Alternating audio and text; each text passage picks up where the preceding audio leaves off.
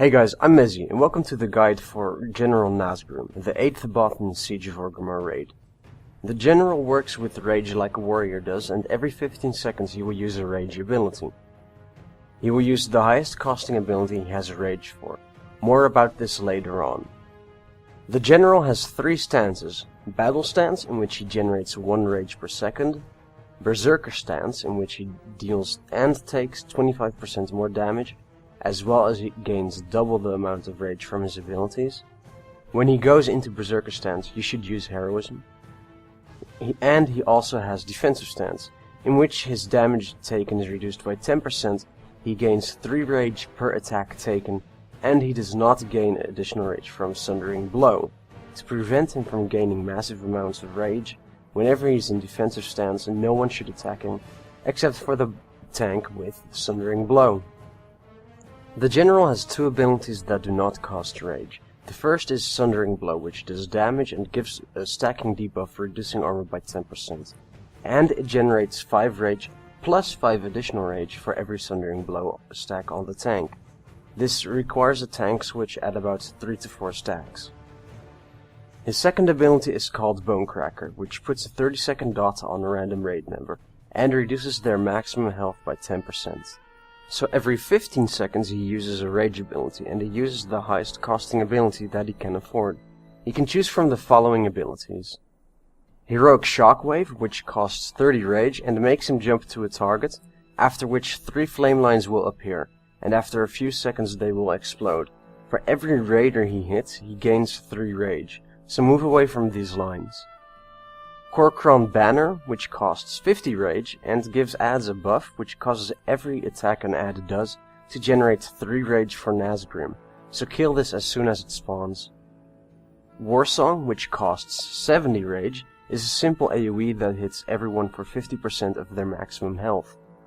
And last but certainly not least, Ravager, which costs 100 rage. He throws an axe that will move around and do damage to anyone it hits.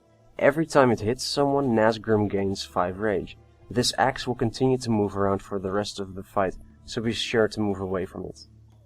These are all abilities that you can deal with. To add some annoyances to the fight, Nazgrim summons adds every 45 seconds.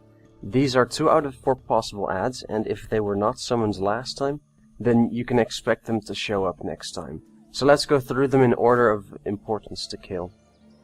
The first and most important ad you have to nuke down is the War Shaman. There are 4 things you need to do with these: interrupt their heals, instantly destroy their healing tide totems, dispel earth shields, and most importantly of all, keep it away from Nazgrim. The totem does a 30% of maximum health every 3 seconds to anyone within 35-yard range of it, meaning if it gets a tick off and the boss is too close, you messed up badly. The boss will get 30% health more. As we did in this video, you can keep Nazgrim where he stands and have the non-tanking tank keep the War Shaman in the back where the ads spawn. The second most important ad is the Ark Weaver. These cast spells that need to be interrupted. Arcane Shock is allowed to get through though, but what you must 100% always interrupt is the AoE spell called Magistrike. The third ad type is an Assassin. These will mark someone, and if they can get to their back, they will hurt them badly. If you get marked, just face them directly. Hunter Flares supposedly also help if an assassin goes stealth. The last ad type is the Iron Blade. These are warriors who spin around, so melee have to keep away from them. At 50% health, they use Last Stand, which increases their health, and it's unavoidable. So really they have more health than they appear to have.